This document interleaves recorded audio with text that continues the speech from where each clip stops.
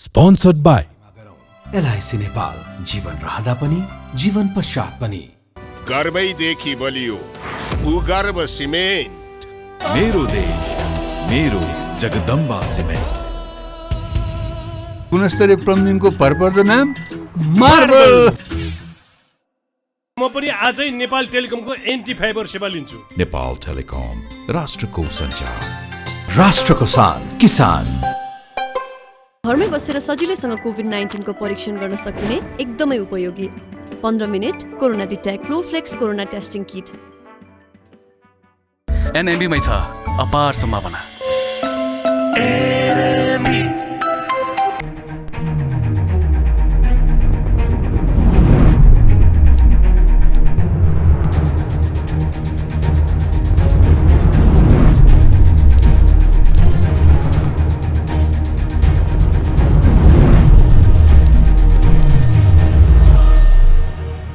नमस्कार दर्शक, 6 महिनापछि नेपाल कम्युनिस्ट पार्टी एमाले अब संसदीय प्रक्रियामा फर्केको छ। बारम्बार संसद अवरोध गरेर संसदीय व्यवस्थालाई कमजोर बनायो भनेर चौतर्फी आलोचनाको शिकार बनेको नेपाल कम्युनिस्ट पार्टी एमाले आज प्रधान न्यायाधीश चोलेन्द्र शमशेर जवरा विरुद्ध महाभियोगको प्रस्ताव संसदमा दर्ता भइसकेपछि त्यो महाभियोगको प्रस्तावमाथि छलफल गर्नको लागि कसरी प्रक्रिया अगाडि बढाउने भनेर एउटा समिति गठन भएको छ र समितिमा एमालेका शीर्ष नेताहरूको सहभागिता भएको छ।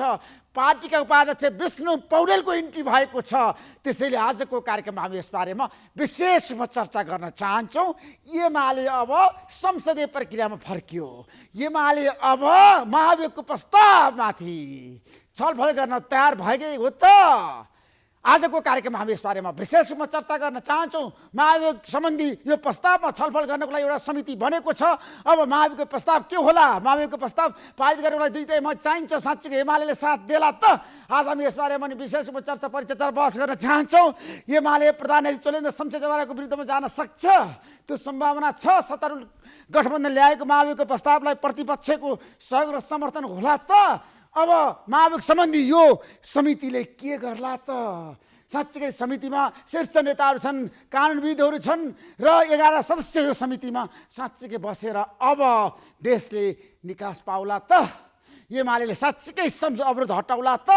एमाले साँच्चीकै गलेको हो त? एमाले युटर्न भएको हो त?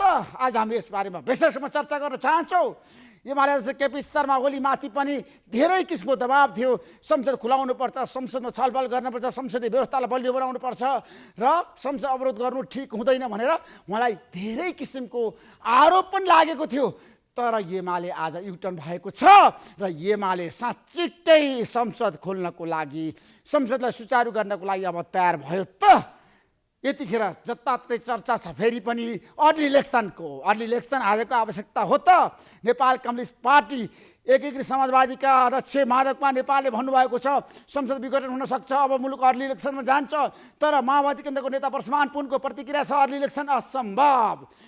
वैशाखमा हाम्रो देशमा स्थानीयताको निर्वाचन हुन्छ 30 गते भनेर उहाँले प्रतिक्रिया दिनुभएको छ। अर्ली इलेक्सनको बारेमा पनि यतिखेर चर्चा जारी छ। साँच्चै अर्ली इलेक्सन आजको आवश्यकता हो त? आज हामी यसबारे पनि चर्चा गर्न चाहन्छौँ र अर्ली इलेक्सनको लागि एमाले तयार भएको हो त? सुभाष चन्द्र नेमाङको प्रतिक्रिया, केपी शर्मा ओलीको प्रतिक्रिया, अर्ली इलेक्सनमा अब एमाले तयार छ, तत्काल निर्वाचन होस् भन्ने एमालेको माग छ। र प्रधानमन्त्री शेरबहादुर देउवाले के गर्नु होला त? कङ्ग्रेस पार्टीभित्र पनि निर्वाचनको पक्षमा माहौल बनिरहेको छ। अर्ली इलेक्सनमा यतिखेर प्रधानमन्त्री पनि हुनुहुन्छ। त्यसैले दलीय सहमति जुटाएर हाम्रो देशमा अर्ली इलेक्सन सम्भव छ त? आज हामी यसबारे पनि चर्चा गर्न चाहन्छौँ। त्यसैले आज हामी अहिलेको पछिल्लो राजनीतिक घटनाक्रमको चर्चा गर्न चाहन्छौँ। दलहरूभित्र रहेको विवादको पनि हामी व्यापक रूपमा छलफल गर्न चाहन्छौँ। वास्तविकता के हो भन्ने बारेमा माओवादी केन्द्र यतिखेर साँच्चीकै अप्ठ्यारोमा परेकै हो त? प्रचण्डले पार्टीभित्र किन सन्तुलन कायम गर्न सक्नु भएन? किन अहिलेको अवस्थामा नारायण श्रेष्ठ लगायत नेताहरूले साँच्चीकै प्रचण्डलाई साथ दिलान् त? अब के होला त? नारायण श्रेष्ठ ब्याक हुनुभएको हो त? एमसीसीको पक्षमा नारायण श्रेष्ठ जानुभएको हो त? भोलिको केन्द्रीय समितिको बैठकमा के होला त? आज हामी चर्चा गर्न चाहन्छौँ। तपाईँहरू सबैलाई थाहा छ माओवादी केन्द्रमा सर्वैसर्वा भनेको प्रचण्ड हो। प्रचण्डको विकल्प त्यहाँ छैन। प्रचण्डले जे भन्यो अझै पनि माओवादी केन्द्रमा त्यही हुन्छ। त्यसैले नारायण श्रेष्ठले अब एमसीसीको बारेमा आफ्नो मतलाई पार्टीभित्रै राख्ने, बाहिर एक शब्द पनि एमसीसीको विरुद्ध नबोल्ने सहमति भएको हो। त अब के होला त माओवादी पार्टीभित्रको अहिलेको यो शक्ति सङ्घर्ष, आन्तरिक द्वन्द्व, विवाद कसरी समाधान होला त? आजको कार्यक्रममा हामी यसबारेमा पनि चर्चा गर्न चाहन्छौँ। आज पनि माओवादी केन्द्रको केन्द्रीय समितिको बैठक हुन सकेन। भोलिको केन्द्रीय समितिको बैठकमा साँच्चै पार्टीको महासचिव को बन्ला त? पदाधिकारीहरू को आउँदैछन् त? साँच्चै माओवादी केन्द्रले किन पदाधिकारीहरू चयन गर्न सकेन? कहाँ चुक्यो? हामी यस बारेमा पनि विशेष रूपमा चर्चा गर्न चाहन्छौँ। पार्टीको महाधिवेशन भएको 2 महिना नागिसक्यो, तर पनि पार्टी संरचना किन अगाडि बढेन? पार्टीको नेतृत्व लिनुभएका प्रचण्डले किन पार्टीको पुनः संरचना बनाउन सक्नु भएन? वरिष्ठ उपाध्यक्ष, महासचिव, सचिव लगायत पदहरूमा अझै पनि किन चयन हुन सकेन? आजको कार्यक्रममा हामी यस बारेमा पनि चर्चा गर्न चाहन्छौँ र भोलि साँच्चै प्रचण्डले सहमति जुटाउन सक्नुहोला त? प्रचण्ड यतिखेर गिरिकार्यमा जुटिरहनु भएको छ।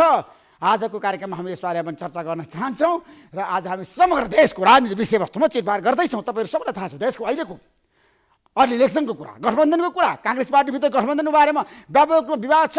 नेपाली कङ्ग्रेसले भनेको छ चुनावमा तालमेल हुन सक्दैन। शेखर कोइराला समूहको उद्घोष, काङ्ग्रेस एक्लै निर्वाचन जानुपर्छ भनेर भनिरहँदाखेरि प्रधानमन्त्री शेरबहादुर देउवा गठबन्धनका साथ जानुपर्छ, गठबन्धनलाई साथै लिएर जानुपर्छ र चुनावमा तालमेल गर्नुपर्छ भन्ने पक्षमा हुनुहुन्छ।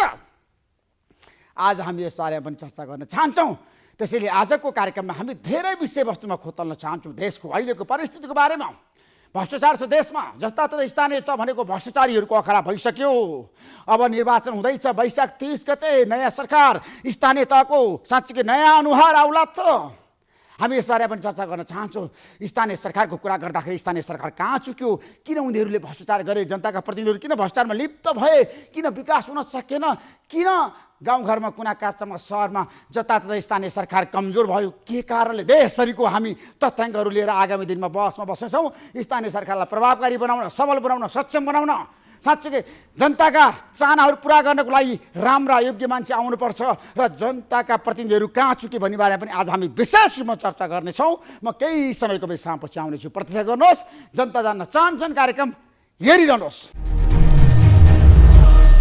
यतिखेर हाम्रो बिचमा जनता जान्न चाहन्छन् कार्यक्रममा माओवादी केन्द्रका प्रभावशाली नेता पूर्व मन्त्री चक्रपाणी खनाल हुनुहुन्छ। खनालजी, तपाईँलाई म जनता जान्न चाहन्छन् कार्यक्रमको स्वागत गर्न चाहन्छु। हजुर, धन्यवाद। तपाईँको पार्टीको महाधिवेशन भएको 2 महिना नागिसक्यो, अझै पनि पदाधिकारीहरू चयन गर्न सक्नुहुन्न।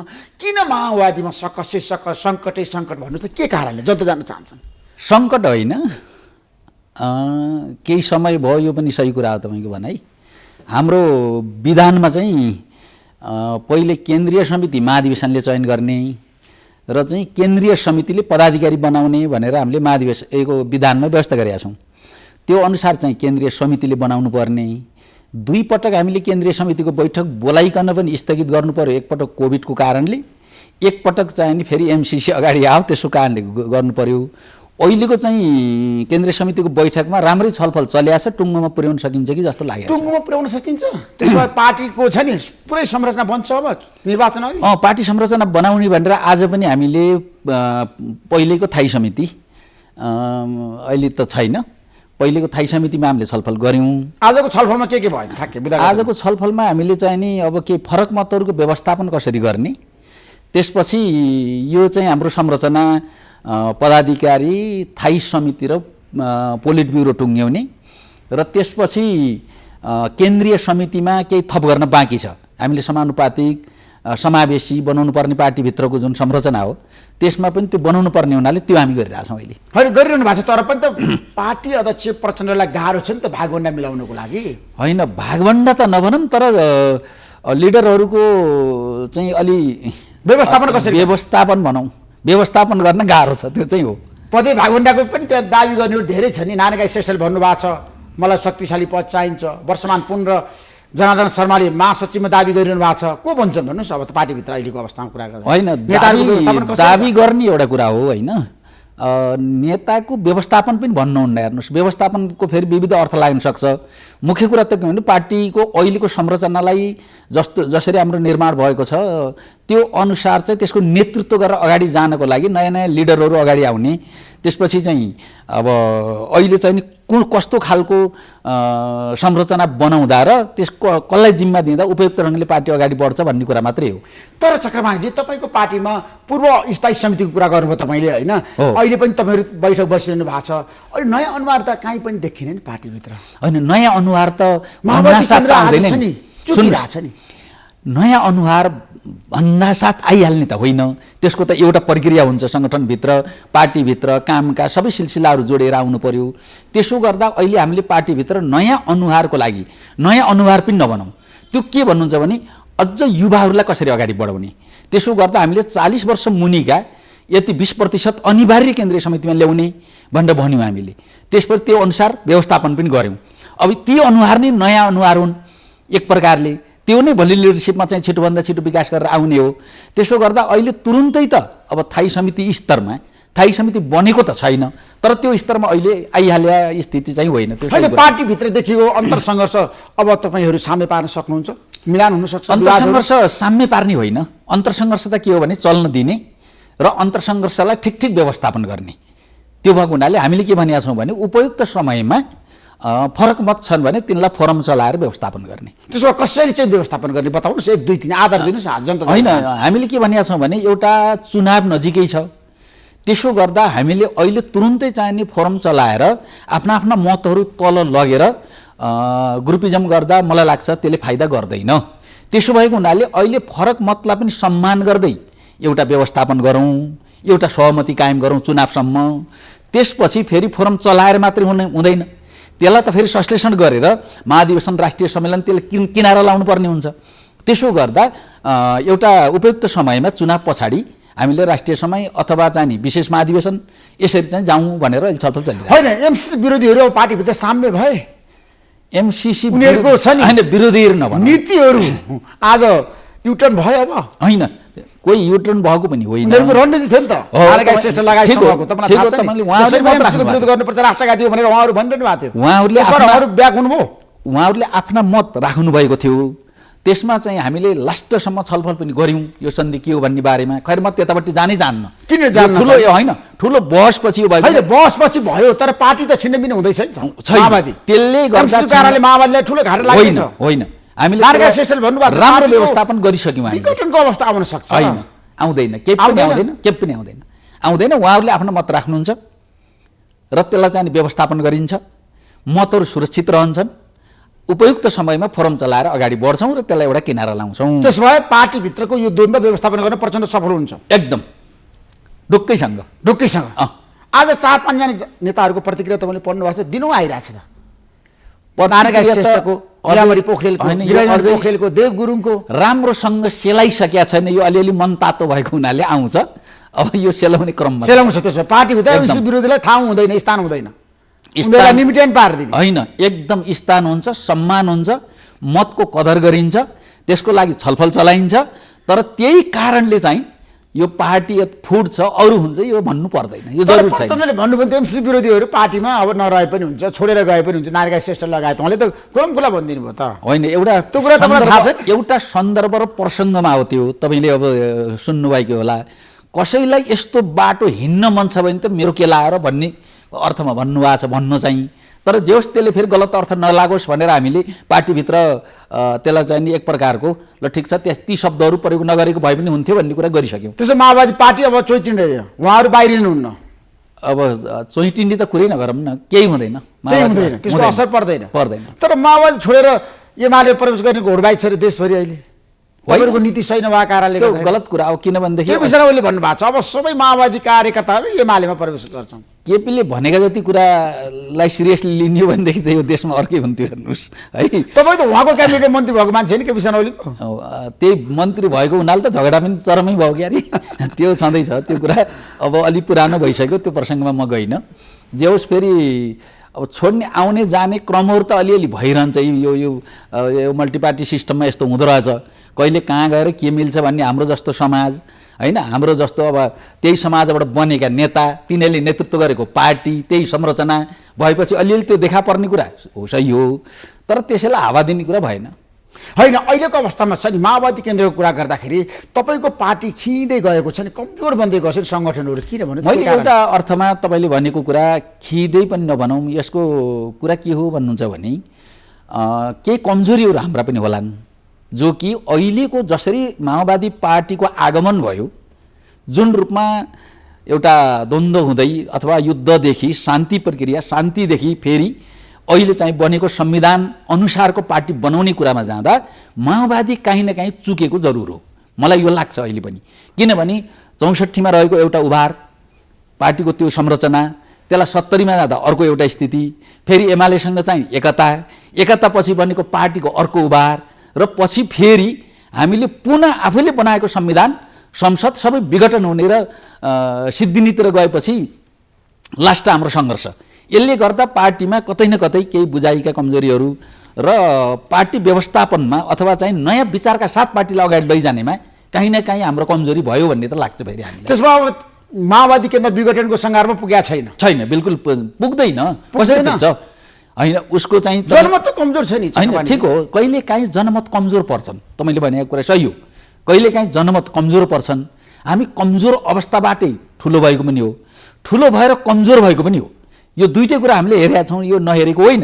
तर फेरि कुरा के हो भन्नुहुन्छ भने सही विचार हामीले चाहिने राम्रा एजेन्डाहरू अहिलेको देशका साँच्चै भन्ने हो भनेदेखि स्वास्थ्य, शिक्षा, कृषि सबैलाई चाहिँ यहाँको अर्थतन्त्र सबैलाई राम्रो गरिकन डोर्याउन सक्यौँ भने फेरि सानै भए पनि त्यसले नेतृत्व गर्छ।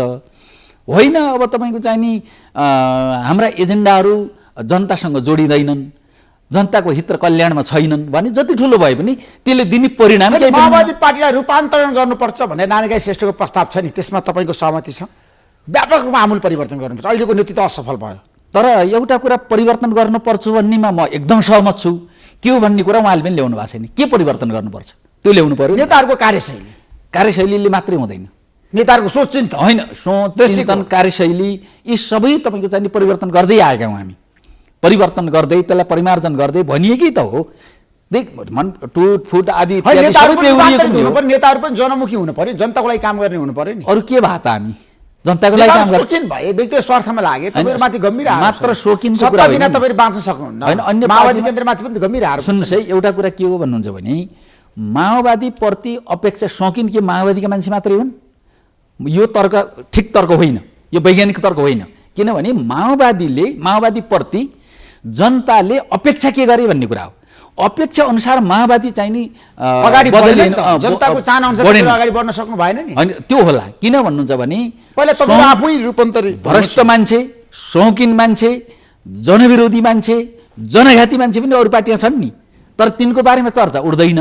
माओवादी भित्रको मात्रै किन उठ्छ भन्नुहुन्छ भने माओवादीले त्यो कहिल्यै भनेन, हामी देश जनता राष्ट्रको लागि गर्छौँ, लड्छौँ, संविधान निर्माण गर्छौँ, भविष्य राम्रो दिन्छौँ भने हुनाले तिमीहरूले पनि दिएनौ भन्ने गाली हो हामीप्रति। त्यो कुरा सही छ जनताको। होइन, माओवादी र अरूमा के फरक भयो त? त्यसो भए हो, त्यही फरक त कुरा गरेँ मैले। माओवादी यो मानेमा फरक हुनु पर्थ्यो क्या, फरक देखेन नि त माओवादीको नेताहरूको। तर मलाई लाग्छ शैली, प्रस्तुति सब फरकै छ नि। अहिले पनि तपाईँले यसो हेर्नुभयो भने त फरक छ, तर जनताको अपेक्षा अनुसारको फरक भएन। माओवादीका नेताहरू कमाउन लागे, भ्रष्टाचार गर्न लागे, धेरै आरोप छ। त्यो त फेरि आरोप पनि फेरि के हुन्छ भन्नुहुन्छ भने एउटा प्रक्रियाबाट एउटा फरक प्रसङ्गबाट आएको पार्टीलाई भयो जतिको मिलेर लाउने आरोप एउटा, आफ्नै कमजोरीले विघटन हुने अर्को। यो दुईटा कुरामा मैले के देख्छु भने आफ्नै कमजोरीले पनि अलिकति माओवादी भित्रको जुन द्वन्द्व हो त्यसले चाहिँ पार्टीमा जुन फुटहरू ल्यायो, त्यो फुटबाट पनि पार्टी अलिकति हो। यसका आफ्नै क्रियाकलापले पनि कमजोरी त फेरि माओवादीको नभएको म भन्दिनँ, भएकी होइन। प्रचण्डसँग जनताको धेरै अपेक्षा थियो। प्रचण्डले व्यापक रूपमा यो देशमा चाहिँ विकास गर्नुहुन्छ, आर्थिक क्रान्ति र सम्पन्न नेपाल बनाउनुहुन्छ भनेर धेरैले अनुमान गरेका थिए। तर पछिल्लो समय प्रचण्ड चुके हुनुहुन्छ। तपाईँलाई के लाग्छ? एमसीसीकै बारेमा पनि प्रचण्ड किन ब्याक हुनुभयो त? एमसीसी पारित गर्नुहुन्न भनेर उहाँले भन्नुभएको थियो। अनि यस्तो पक्षमा आउनु, हामी एमसीसीमा त बहस गरिरहेको थियौँ, हामीले पारित गर्न हुन्छ कि हुँदैन भन्ने बारेमा एउटा व्यापक रूपमा जनमत त तपाईँहरूको पार्टीभित्र पनि विभाजित भयो नि यसपटक त। त्यो कुरा त स्वीकार्नु पऱ्यो नि तपाईँले। मैले स्वीकारेँ, यो कुरा विभाजित भएको पनि हो, नभएको होइन। तर एउटा हामीले लगातार के भनिरहेको थियौँ भने एमसिसी पारित गर्ने हो, गर्नुपर्छ, तर यसलाई संशोधन हुनुपर्छ भनेका थियौँ हामीले। त्यति मात्रै कुरा हो। अन्तिममा आएर जे बुँदाहरू हामीले पारित गऱ्यौँ, सदनबाट जे बुँदाहरू पारित गरिएको छ त्यसलाई आधार बनाउँदा ल एमसिसीमा अब पारित गर्न सकिन्छ भन्ने उसमा गएको हो हामी। त्यसो भए मलाई के बताउनुहोस् भन्दाखेरि अब एमसिसीको विवाद तपाईँले पार्टीभित्र सक्यो, समाधान भयो भनेर भन्नुभयो, सबै नेताहरू मिलेर जाने सहमति भयो। केही साथीहरूले कुराहरू राख्नु भएको छ, त्यो अन्यथा छैन। ठिक छ, कुराहरू राख्नु, त्यसो कुरा मिल्छ। अब कुरा मिल्छ, नेतृत्व एक भएर जान्छ निर्वाचनमा एकदम। त्यसो भए निर्वाचन तपाईँले गठबन्धन गर्नुहुन्छ, एक्लै चुनावमा जानुहुन्छ, सम्भावना के छ? होइन, यो कुरा के हो भन्नुहुन्छ भने गठबन्धन हुन्छ र गठबन्धनबाट जितिन्छ भन्ने मानसिकता राख्नु हुँदैन। हामी एक्लै लड्न तयार हुनुपर्छ। चुनाव परिणाम जे आउँला, एजेन्डा ठिक हुनुपर्छ, हाम्रा नारा सही हुनुपर्छ। तर फेरि गठबन्धन गर्दैनौँ हामी भन्दैनौँ। जोसँग तालमेल हुन्छ, गठबन्धन हुन्छ, हामी गर्छौँ। तर तपाईँ गठबन्धनको पक्षमा हुनुहुन्छ? एकदम। एक्लै जान सक्दैन माओवादी निर्वाचनमा? होइन, एक्लै जान सक्छ, त्यो किसिमको हैसियत छैन तपाईँहरूसँग? होइन, कुरा के हो भन्नुहुन्छ भने एक्लै त तपाईँको सबै पार्टी त गइरह हुन्छन्, तर माओवादी हुन्छन्, त्यसमा जानलाई भन्नुभएको छ हिजो माओवादी सिद्धिन्छ। यसपटकको निर्वाचनमा सबैभन्दा ठुलो घाटा माधवकुमार नेपाल र प्रचण्डलाई हो। उहाँहरू उठ्नै नसक्ने गरी समाप्त हुन्छ। उहाँहरूको योजना, नीति, व्यक्तित्व सबै सिद्धिन्छ प्रचण्डको भन्नुभएको छ। अब एउटा कुरा उनले गरेका कुराले यो देशमा तपाईँको उनका गफले हुने भए सबै भइसक्थ्यो। किन यो एमाले अहिले बनिया पार्टी होइन, त्यसका नेता अहिले बनेका होइनन्। अब अहिले आफ्नै पार्टीभित्र लामो समयसम्म सहकार्य गरेका नेताहरूलाई माधव नेपाल भन्नुहोस्, वामदेवजी भन्नुहोस्, झलनाथजी भन्नुहोस्, अरू पुराना नेताहरू जो थिए जसले दुःख गरे पार्टी बनाए, उनीहरूको व्यवस्थापन नगरेर अपमानित ढङ्गले यिनीहरू निस्किएर गए पार्टी बलियो हुन्छ भन्ने ठान्ने सोच एकातिर, अर्कोतिर तपाईँको चाहिँ नि उनले गरेका विभिन्न घोषणा यसको पछाडि म जाँदैन। उनले के भने भन्नेतिरको हाम्रो होइन, हामीले के गर्यौँ भन्ने कुरा हो। माओवादी पार्टीले के गर्यो, उसका एजेन्डा के हुन्, उसको भोलिका चाहिँ योजनाहरू के हुन् भन्नेतिर जाने हो। तर माओवादी नीति पनि छैन, नेतृत्व पनि कमजोर भएको छ। कसले हाम्रो पार्टीको बारेमा के भन्यो भन्नेतिर हाम्रो सरोकारको विषय होइन। त्यो भएको हुनाले ठिक छ, आलोचना गरौँ, गर्ने कुरा हो। हामी कमजोर भएको पनि हामी स्वीकार्छौँ, कमजोर नभएको होइन। तर यसको अर्थ यो होइन कि माओवादी पार्टीले विगतमा गरेका, उसले अगाडि सारेका एजेन्डाहरूको औचित्य समाप्त भयो भन्ने हो त? त्यो चाहिँ होइन हो। बरु अहिले समय सन्दर्भमा माओवादीले नेतृत्व गर्न नसक्दा ती एजेन्डाहरूले बोकेर त्यसलाई क्यास गरे होला नि, त्यो छुट्टै कुरा हो। त्यसमा तपाईँहरू छ नि, 4 दलीय गठबन्धनको कुरा गर्न चाहन्छु। चित्रबहादुर केसी त गठबन्धनबाट बाहिरिसक्नु भएको छ। अब तपाईँ निर्वाचनमा संयुक्त उम्मेदवार बनाएर जाने हो त, देशभरि नै साझा उम्मेदवार बनाएर जाने हो त? प्रयत्न त्यो हाम्रो रहन्छ, त्यसबारे त्यो छलफल जारी छ। र नेतृत्वको बिचमा हामीले नेपाली काङ्ग्रेसको नेतृत्वहरू पनि सबैको भनाइ के छ भने गठबन्धन नतोडौँ। यो एमसिसीको सवालमा चाहिँ नि एकदम क्लाइमेक्समा जाँदा पनि हामीले गठबन्धन तोडेनौँ। त्यो भएको हुनाले गठबन्धनमा यसलाई कायम राख्नेतिरै जाउँ भन्ने नै छ। माधवजीहरू, उपेन्द्रजीहरूको पनि यो छ। त्यसो गर्दा मलाई लाग्छ यो गठबन्धन लैजानुपर्छ, अगाडि बढाउनु। निर्वाचनसम्म यो गठबन्धन जान्छ, अहिलेसम्म हेर्दा जान्छ। त्यसो भए मलाई बताउनुहोस्, अर्ली इलेक्सनको पक्षमा हो माओवादी केन्द्र? झिनो छलफल चलिया छ भन्ने छलफल त सुरु भइरहेछ त, नेताहरूको प्रतिक्रिया बाहिर आइरहेछ भएको छ। तर चाहिँ अहिलेको तत्काल छैन, त्यसको सम्भावना छैन। अब सदन अवरुद्ध र चाहिँ अहिलेका संसदबाट अगाडि बढाउनु पर्ने चाहिँ एजेन्डाहरू अगाडि नबढ्दा भनौँ, अथवा चाहिँ नि संसदको बिजनेस जुन स्थितिमा छ त्यो हेर्दा चाहिँ नि इलेक्सन भए पनि होस् भन्ने त हुन्छ, नहुने होइन। हेर्नुहोस् है, अब ल गरिदिउँ, उपयुक्त समयमा 2-4 महिना अगाडि पछाडिको कुरा हो, गरिदिउँ भन्ने पनि हुनसक्छ। अब त एउटा नियमित इलेक्सन जस्तो भने पनि भयो, किनभनेदेखि अब मङ्सिरमा त हामीले गर्नै पर्छ, 1-आध महिना तलमाथि होला भन्ने एउटा हुन पनि सक्छ। नभए तपाईँको चाहिँ नि 30 गते, वैशाख 30 गते स्थानीय तहको निर्वाचन तोकिसकिएको अवस्थामा कसरी म्यानेज गर्ने भन्ने पनि एउटा प्रश्न छ। त्यो भएको हुनाले यो एउटा बहसमै छ, बहसमै हुनुहुन्छ तपाईँहरू। तर एमाले भनाइ स्पष्ट रूपमा बाहिर ल्याइसक्यो, उनीहरूको दृष्टिकोण आइसक्यो। अब अर्ली इलेक्सनको लागि हामी तयार हुनुपर्छ, संसद हामी चलाउँदैन। माधवकुमार नेपाल लगायत 14 जनालाई कारबाही नगरेसम्म, अग्निप्रसाद सापकोटाले सभामुख पदबाट राजीनामा नदिएसम्म संसद चल्न सक्दैन एमालेको बटम लाइन क्लियर कट। उहाँहरूको कुरा आइराखेको छ, त्यो ठिकै छ। उहाँले अब संसद विघटन गरेर निर्वाचनमा जानको लागि वातावरण बन्यो, वातावरण बनिहाल्यो। अब बनिहालेको होइन, सम्भावना त्यो विषयमा पनि झिनो छलफल भएको छ। छलफल जारी छ। माधव नेपालले आज भनिसक्नुभयो निर्वाचनमा जानुपर्छ, संसद विघटन गर्नुपर्छ, यो संसद चल्छ। होइन, निर्वाचनमा जानको डर आछ र जाने त हो नि सबै। तपाईँ प्रतिनिधि सभाको निर्वाचन चाहनुहुन्छ कि स्थानीय तहको निर्वाचन? जुनसुकै निर्वाचनमा जो घोषणा भएका निर्वाचनहरू दलीय सहमति अनुसार अथवा अहिलेको सत्ता सरकार जे भनौँ यसबाट घोषित निर्वाचनका मिति जहिले तोकिए पनि जाने कुरामा माओवादी पार्टी जहिले निर्वाचन भए पनि सामना गर्न एकदम एकदम। तर सङ्गठन कमजोर छ, तपाईँलाई घाटा छ नि निर्वाचन जाँदाखेरि? ए बाबा, 2 महिना पछाडि र अगाडि भएर बलियो हुने हो र? यो त हाम्रो चाहिँ नि नीति कार्यक्रमले बलियो हुने हो नि। त्यसो भए माओवादी निर्वाचनबाट भाग्दैन? भाग्दैन, बिल्कुल भाग्दैन। संसदीय व्यवस्थाबाट तपाईँहरू ब्याक नहुने? हुँदैन, किन हुने? जङ्गलतिर जाने हो कि? नेतृत्व चन्द्र विपक्षले भन्नुभएको छ अब सडकबाट हामीले केही गर्न सकेनौँ, जाउँ सडकबाट जङ्गलतिर, विवादतिर। यति ठुलो तपाईँको चाहिने नेपालमा अब गणतन्त्र सबै आइसङ्घीयता समानुपातिक भइसकेपछि हाम्रो विप्लवजीहरू लगायतका अरू साथीहरूलाई त यो त पुरै नैसर्गिक अधिकार तपाईँको चाहिँ लोकतन्त्रको व्यापक प्रयोग गरेर उहाँहरूले विरोध गर्न पाउनुभयो।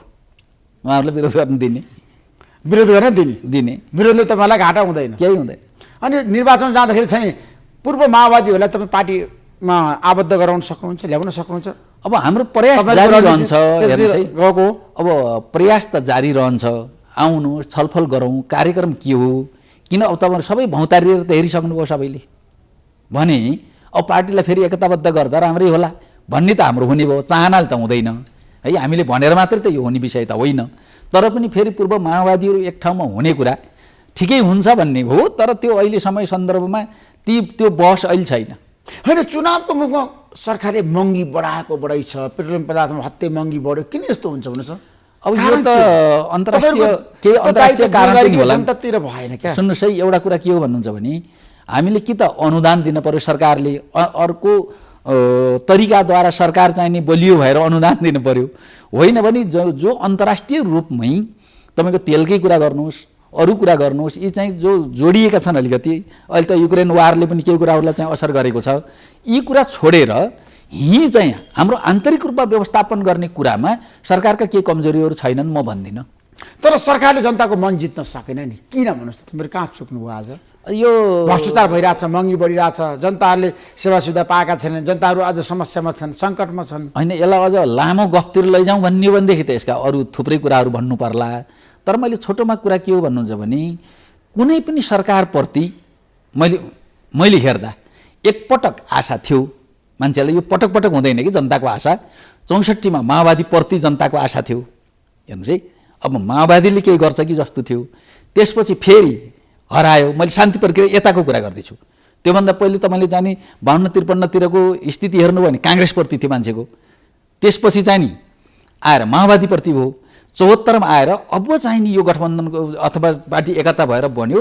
नेकपाको सरकारले केही गर्छ कि बन्यो, आन्तरिक रूपमै किचलो भएर त्यो सकियो। त्यसो गर्दा जनता चाहिँ नि जुनसुकै सरकार आए पनि अलिकति चाहिँ नि बलियो सरकार र स्थिर सरकार भनेर जुन नारा दिए पनि चाहिँ गर्न सकेन भन्ने व्यापक रूपमा जनतामा परेको छ। यो कुरा म मान्छु, तपाईँको कुरा सही कुरा हो। तर यसका पछाडि के रहे त? नेताहरूकै केही कमी कमजोरी हुन् कि हाम्रो चाहिँ नि यस्तो धरातलै त्यस्तो हो कि किन यस्तो भयो? यसको चिरफार नभएको कुरा सही हो।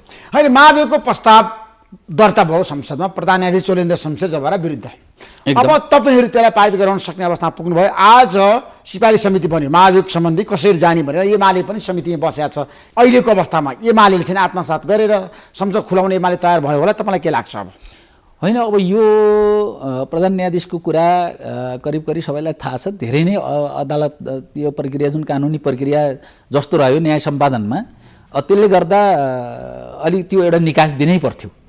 अब निकास अरू भेटिएन, त्यता गयो, यो कुरा सही हो।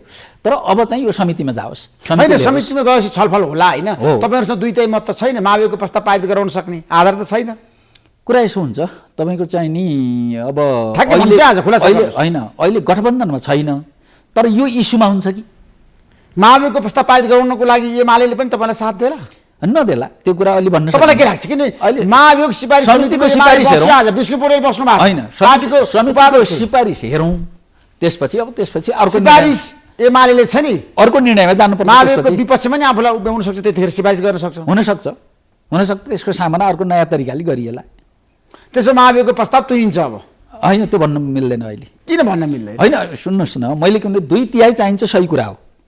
त्यो प्रस्ताव कहाँसम्म लैजाने त्यो पनि एउटा विषय छँदैछ, तर समितिले के भन्छ त्यो चाहिँ हामीले हेर्नुपर्ने हुन्छ।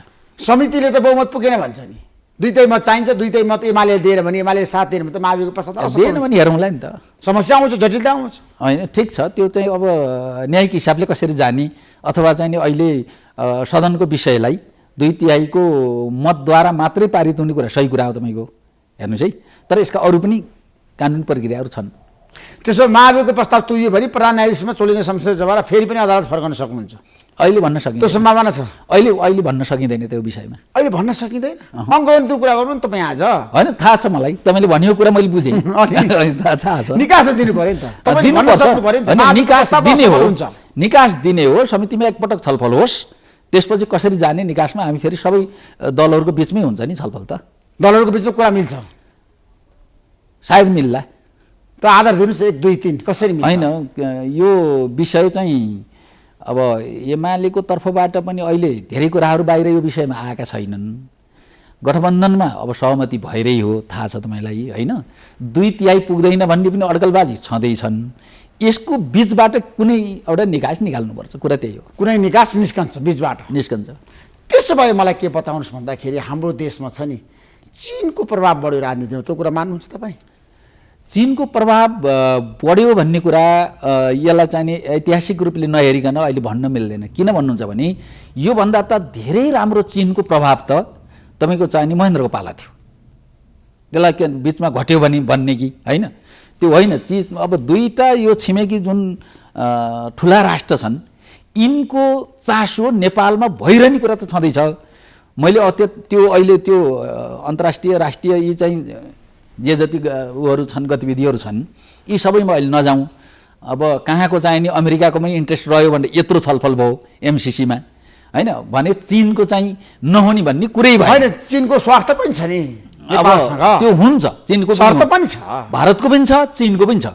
तर कति के विषयमा चासो के हो, कहाँसम्मको हो, कुरा यति मात्रै हो। चासो त कसको छैन? युरोपियन युनियनको चासो छ, हाम्रो मात्रै होइन, नेपाल मात्रै होइन, संसारभरि छ। तपाईँको चाहिने यो इन्डो पेसिफिक क्षेत्रमा अहिले तपाईँको युरोपमा भन्दा अहिले यहाँ तपाईँको चाहिँ बढी चासो छ अमेरिकाको। अहिले ल त इन्डो पेसिफिक क्षेत्रमा कुनै देशमाथिको लडाइँ होस् त कति छिटो इन्भल्भ भइसक्थे यहाँ अरू राष्ट्रहरू, तर अहिले युरोपमा भएको हुनाले त्यतापट्टि कोही चासो दिइराखेका छैन। त्यस कारण चाहिँ चीनको पनि हुन सक्छ। होइन, रुस र युक्रेनको त व्यापक रूपमा द्वन्द्व विवाद छ नि त अहिले त, अन्तिम रूपमा भइसक्यो। त्यहाँ मैले त्यो भनिनँ, अन्य अरू राष्ट्रहरू युक्रेनले त अब छ नि हार्ने स्थितिमा आफूलाई पुर्याइसक्यो नि त। त्यो इन्भल्भ भएनन् नि त, व्यापक रूपमा हमला गर्यो नि त। त्यो अर्थमा मैले भने होइन, त्यो पाटो छुट्टै हो। मैले भन्न खोजेको चीनको इन्ट्रेस्ट, त्यो युद्ध रोक्नको लागि नेपालले पनि पहल गर्न सकेन, विश्वले पहल गर्न सकेन, नेपालले सक्दैन। त्यो अहिले नेपालले सक्ने विषय नै होइन मलाई लाग्यो। नेपालले त युक्रेनको पक्षमा आफूलाई उभ्यायो नि त, चक्रपाणी खनाल।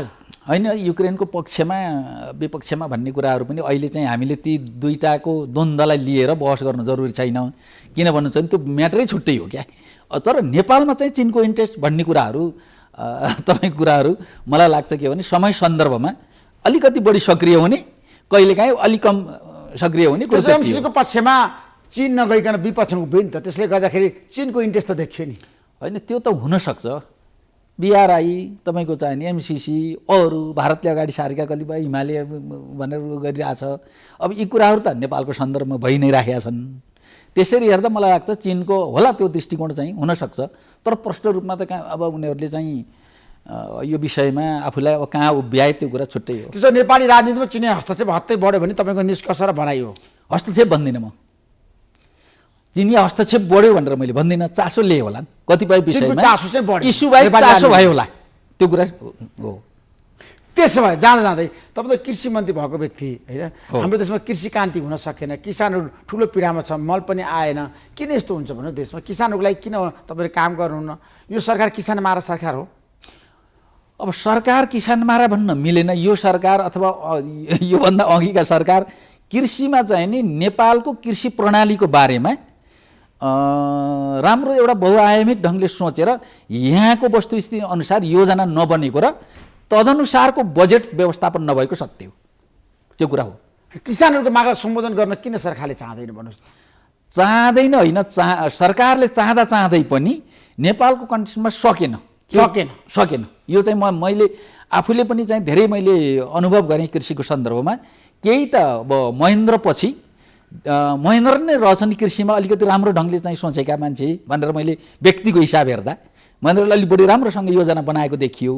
त्यसपछिको जति पनि कृषिका योजनाहरू बने नेपालमा ती चाहिँ त्यति राम्रो वैज्ञानिक ढङ्गले कार्यान्वयन हुने योजनाहरू बनेनन् जस्तो लाग्छ मलाई।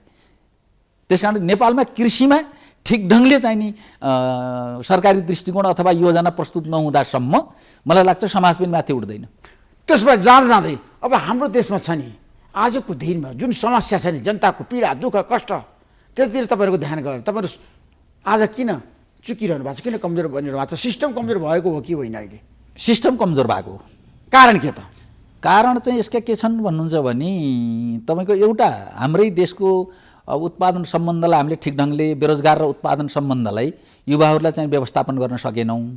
अर्को तपाईँको चाहिँ कस्तो भयो भन्नुहुन्छ भने नेतृत्वदेखि लिएर सबै चाहिँ नि भ्रष्टाचारको एउटा यो सञ्जाल, भ्रष्टाचार भन्ने यो थोरै यो दृष्टिकोण बन्यो क्या। भ्रष्टाचार कति कसले गर्यो भन्ने होइन कि त्यो दृष्टिकोणै कस्तो बन्यो भन्नुहुन्छ भने जति सकिन्छ आफ्नै व्यक्तिगत व्यवस्थापनमै लाग्ने हो जति सकिन्छ भन्ने दृष्टिकोण चाहिँ व्यापक रूपमा चाहिँ आम जनतासम्म यो पुग्न थाल्यो। यसले गर्दा चाहिँ नि यो एउटा राष्ट्रिय त्यस्तो सोच र चिन्तन डेभलप हुन सकेन नेपालमा। त्यसो अब प्रचण्ड नेपाली राजनीतिमा कहिले प्रधानमन्त्री बन्न सक्नुहुन्छ त्यो सम्भावना देख्नुहुन्छ तपाईँ? प्रचण्ड किन नबन्ने? कहिले प्रचण्ड मात्रै किन भन्नुहुन्छ तपाईँ? भन्नुहोस्, जनता जान्न चाहन्छ होइन, प्रचण्ड मात्रैको कुरा भएन नि। दलीय अहिलेको व्यवस्थामा जो पनि त प्रधानमन्त्री बन्न सकिहाल्छ। प्रचण्डको सम्भावना कति छ भनेर मेरो प्रश्न तपाईँलाई? किन नहुनु? प्रचण्डको सम्भावना छ नि त। निर्वाचनपछि प्रधानमन्त्री भइसक्नु भएको छ, उहाँ नै हुनुपर्छ भन्ने पनि मेरो होइन। किन भन्नुहुन्छ भने उही तपाईँ ज्योतिषीले 7 पटक भन्यो म बन्छु भने जस्तो देउबाका यस्ता कुरा पनि गर्नु हुँदैन। सेवादेवले भन्नुभएको छ म त 7 पटक प्रधानमन्त्री लिडरको हिसाबले एज अ माओवादी पार्टीको अहिलेसम्मको अध्यक्ष र लिडरको हिसाबले किन नबन्ने? कमजोर लिडरसिप भयो नि त प्रचण्डको नेतृत्वमा त देशमा त राम्रोसँग काम हुन सक्छ। होइन, समय सन्दर्भमा कहिलेकाहीँ को कमजोर हुन्छ को बलियो हुन्छ यो थाहा हुँदैन। अरू पनि बलिया भनेकाहरू पनि निकै कमजोर थिए हिजो है। माओवादी पार्टी पनि कुनै समयमा कमजोर थियो होला, कहिले निकै बलियो भयो, सबैलाई चाहिने चलाएर पनि हिँडो। अहिले आउँदा अलिकति कमजोर भयो होला, के ठुलो कुरो भयो त्यो। Thank you so much Chakrapani खनालजी, महत्त्वपूर्ण समय दिनुभयो। तपाईँलाई म धेरै धेरै धन्यवाद दिन चाहन्छु। नमस्कार। हजुर, यहाँलाई पनि तपाईँ।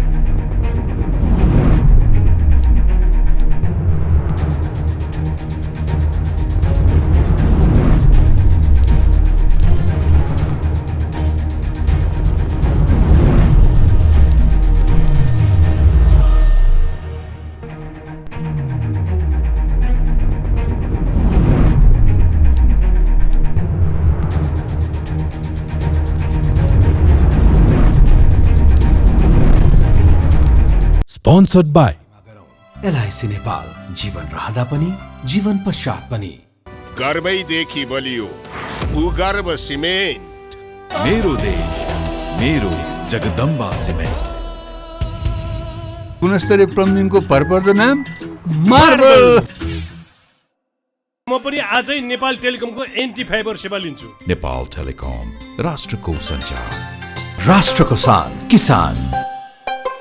घरमै बसेर सजिलैसँग कोभिड-19 को परीक्षण गर्न सकिने एकदमै उपयोगी 15 minute corona detect Flowflex corona testing kit. एनएमबीमै छ अपार सम्भावना।